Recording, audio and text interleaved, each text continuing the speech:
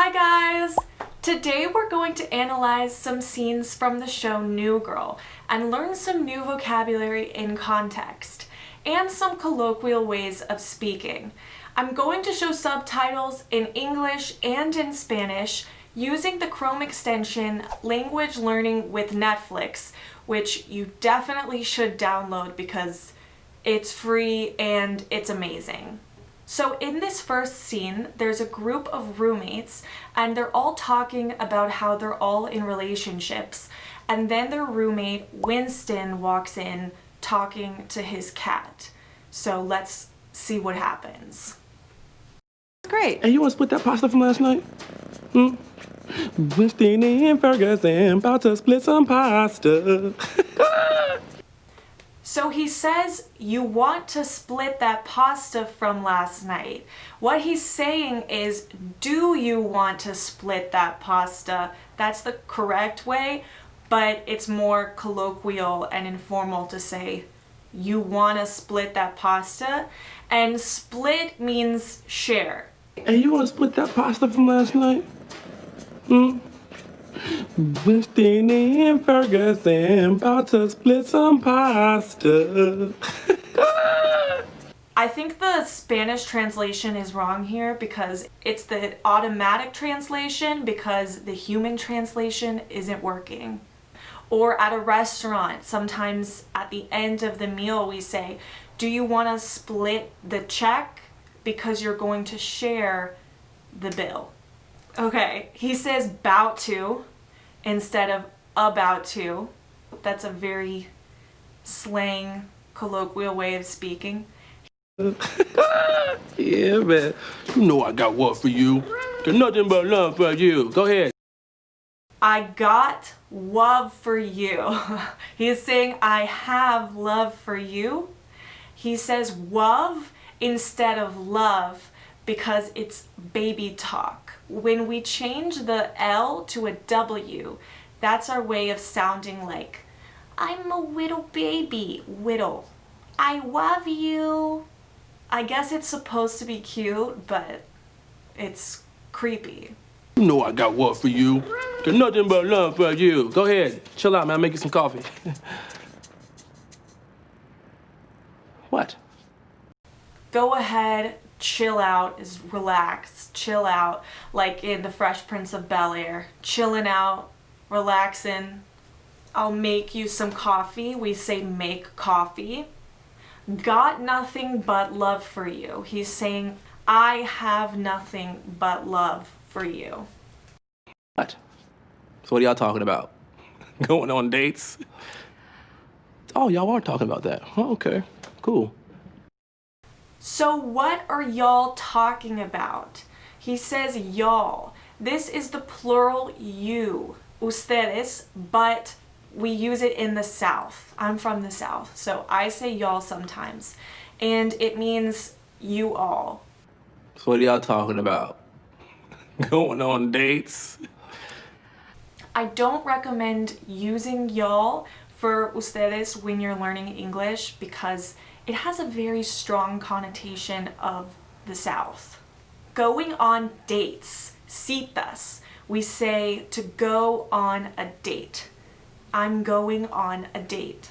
For example, when was the last time you went on a date? Y'all are talking about that. Oh, okay, cool. Nobody invited me. Is it because I'm single?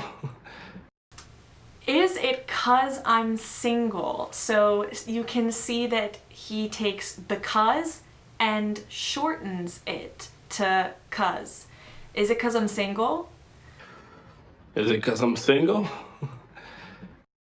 I mean, I know I'm single. I'm okay with it. It was a choice that I made as a man. I mean is a very common phrase that we use. You can use it to add more information to what you just said or correct what you just said. I mean, I know I'm single. It was a choice that I made. See how we can't say was a choice that I made because we can't start a sentence with a verb and not put a subject. We have to put it because it here represents being single. Being single was a choice that I made. But to make it shorter, he's saying it instead of being single. Okay? I mean, I know I'm single. I'm okay with it. It was a choice that I made as a man to be alone. Don't nobody know you like you. So I'm choosing to know myself. Okay, this is an interesting sentence. Don't nobody know you like you. What he's saying is nobody knows you like you know yourself. You know yourself better than anyone else. Don't nobody know sounds like AAVE, African American Vernacular English, which is a dialect of English that has different grammar structures and different slang. So that's what this sounds like to me. Be alone. Don't nobody know you like you. So I'm choosing to know myself, who I am. And if that's okay with you all, can I come? And if that's okay with you all, can I come?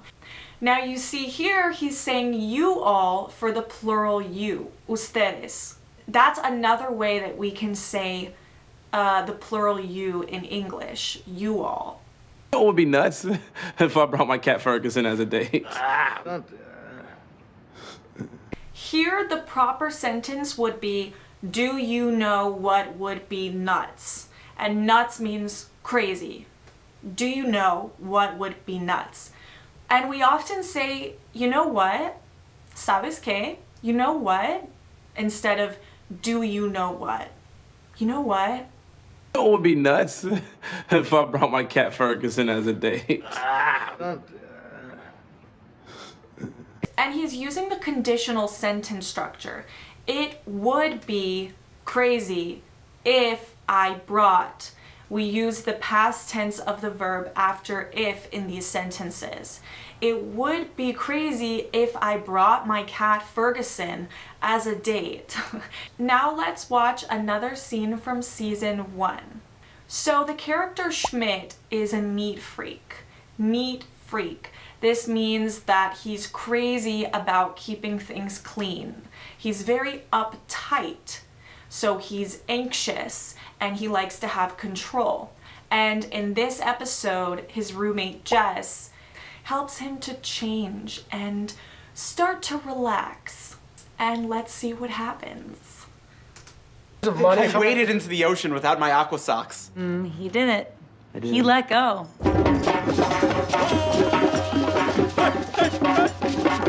He washed.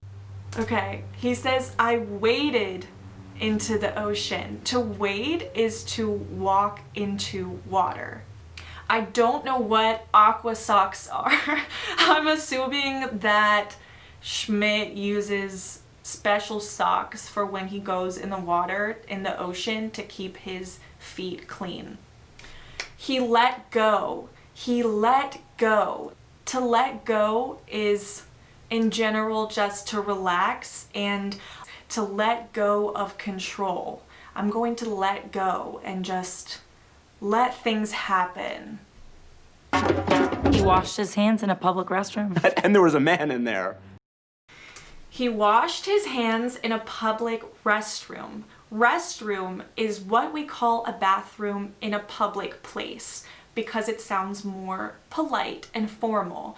So at a restaurant, you can say, where's the restroom? Where's the restroom? Or I'm gonna use the restroom. I'm gonna use the restroom. But I just call the bathroom in my house a bathroom.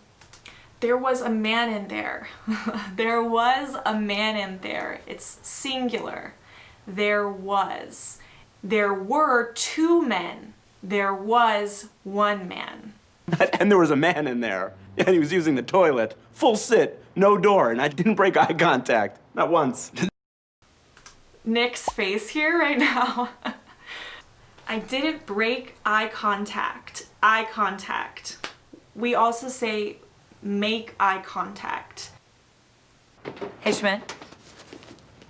There's a spill. I know. Do your exercise, you know. Yeah, okay, the exercise. 1, 2, 3, 4, 5, 6, 7, 8, 9, 10. I feel great. I'm gonna go take a shower with Nick's bar soap like a common ranch hand. I'm gonna go. So you hear the way he's saying, I'm gonna go take a shower. I'm gonna go take a shower with Nick's bar soap. I'm gonna go take a shower with Nick's bar soap. I'm gonna go. I'm gonna go. He doesn't say, I am going to go. This is very common. I speak like this. I'm gonna go to the store. I'm gonna go. I'm gonna go. I'm gonna go get groceries. I'm gonna go on a date with my cat. The Spanish translation, voy a irte a ducharme. If you use language learning with Netflix, turn on the human translation, not the automatic one.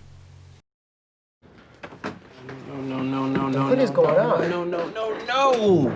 You messed with the ecosystem. And you guys said it couldn't be done. What is going on means what is happening? What is happening? What is going on right now? You messed with the ecosystem. The pronunciation is not messed with. You don't pronounce the E. It's messed. Messed with. You messed with. To mess with means she's interfering with the situation. She's becoming involved with the situation and it could cause problems. Because she's changing who Schmidt is, and he cleans the apartment. So without Schmidt, their apartment is going to be messy. You guys said it couldn't be done. You have no idea what you're getting into. You're welcome. You guys. So this is our third way of saying ustedes that we have seen so far in this show. You guys is probably the most common plural you that I hear in English. Kim Kardashian in her Instagram stories says, hey you guys. You have no idea what you're getting into.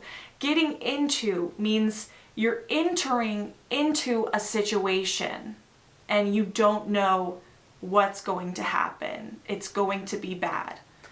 You have no idea what you're getting into. You're welcome. Notice Jess doesn't say, you are welcome. She says, you're welcome.